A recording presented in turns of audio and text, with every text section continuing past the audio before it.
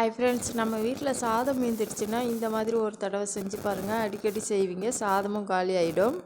ஒரு வானலில் தேவையான அளவுக்கு எண்ணெய் சேர்த்துட்டு பச்சை மிளகாய் நல்லா பொன்னிறமாக வறுத்துக்காங்க. அது கூடவே நீல வாக்கில் நறுக்கிய வெங்காயத்தை நல்லா பொன்னிறமாக வதக்கிட்டு தேவையான அளவுக்கு இஞ்சி பூண்டு பேஸ்ட்டு சேர்த்து பச்சை வாசனை போகிற மாதிரி வதக்கிக்காங்க.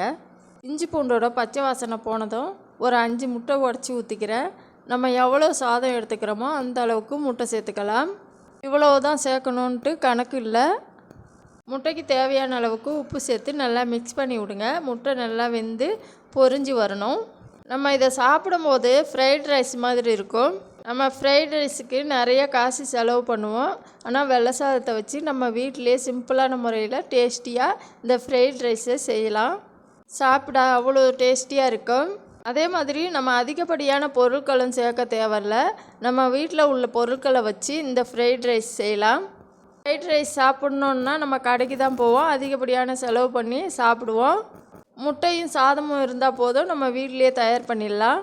இந்த ஃப்ரைட் ரைஸுக்கு இஞ்சி பூண்டு பேஸ்ட்டும் கரம் மசாலாவும் இருந்தால் போதும், அவ்வளோ டேஸ்டியாக மணமாக இருக்கும். ரோட்டுக்கடையிலேயே இதோட விலை 100 ரூபாலேருந்து 120, 150ன்ட்டு ரேட் போட்டு விற்கிறாங்க. நம்ம வீட்டில் 30 ரூபா இருந்தால் போதும், குடும்பத்துக்கு தேவையான அளவுக்கு ஃப்ரைட் ரைஸ் செஞ்சு சாப்பிட்லாம். காரத்துக்குன்ட்டு பார்த்தா நான் பச்சை மிளகாய் 2 சேர்த்துருந்தேன். நீங்கள் தனி மிளகாய் தூள் கூட சேர்த்துக்கலாம்.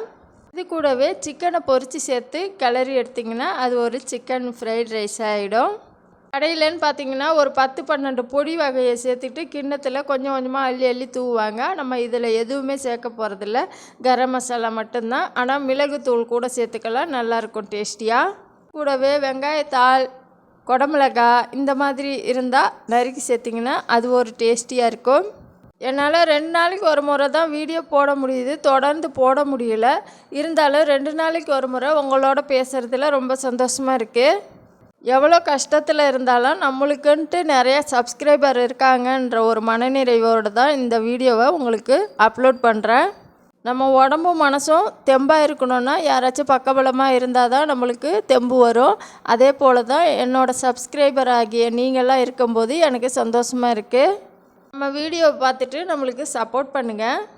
நீங்கள் நம்ம சேனலில் உள்ள வீடியோவெல்லாம் பார்த்துட்டு எனக்கு சப்போர்ட் பண்ணால் தான் நம்ம அடுத்தடுத்த வீடியோவை நல்ல விதமாக செய்யணுன்ட்டு எனக்கு தோணும். நம்ம சேனலில் அசைவம் சைவம்ன்ட்டு நிறையா ரெசிபி இருக்குது, அதை பார்த்துட்டு கண்டிப்பாக உங்கள் கமெண்ட்டை சொல்லுங்கள். நம்ம வீட்டில் சில நேரத்தில் நிறைய சாப்பாடு மீந்துடும். அந்த சாதத்தை வேஸ்ட்டு பண்ணாமல் இந்த மாதிரி ரெசிபி செஞ்சு சாப்பிட்டு பாருங்கள்.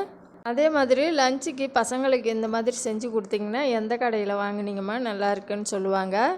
எங்கள் வீட்டில் இந்த மாதிரி சாதம் அதிகமாகிடுச்சுன்னா நான் இந்த மாதிரி தான் ரெசிபி செய்வேன். சாப்பிட நல்லாயிருக்கும், எல்லாருக்குமே செஞ்சு கொடுப்பேன்.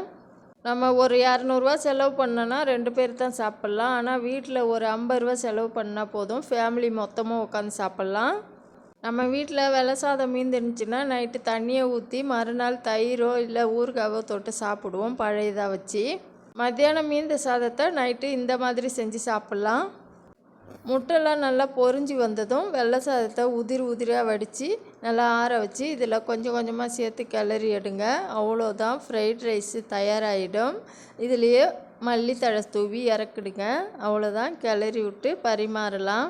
சிம்பிளான முறையில் வீட்டில் உள்ள பொருளை வச்சு நம்ம ஃப்ரைட் ரைஸ் தயார் பண்ணியாச்சு.